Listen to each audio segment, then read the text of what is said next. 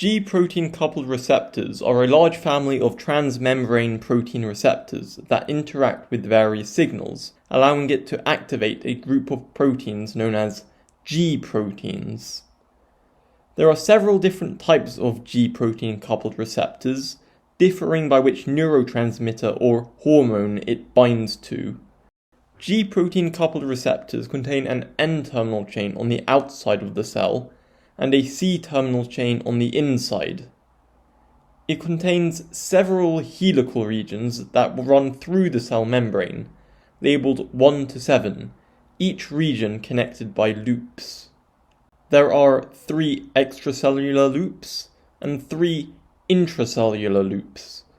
The variable intracellular loop differs in length depending on the type of G-protein coupled receptor, hence the name variable intracellular loop. There is an extracellular binding site where the chemical messenger binds to. The exact location of this binding site varies between the different types of G-protein coupled receptors. For example, this binding site might be on one of the helices, or involving the N-terminal chain.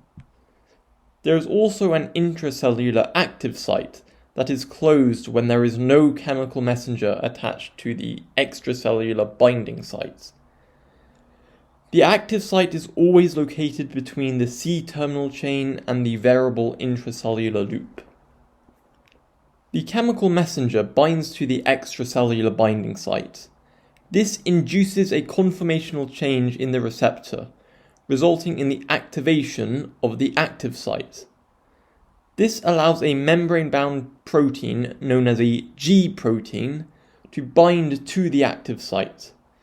A G-protein consists of 3 subunits, alpha, beta, and gamma. The active site of the G-protein coupled receptor breaks down the protein into an alpha subunit and a beta-gamma dimer.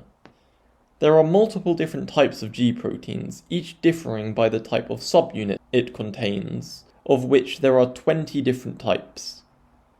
Once the G-protein has broken down into the alpha subunit and the beta-gamma dimer, the alpha subunit then acts as the starting point for the subsequent cascade, resulting in a biological response.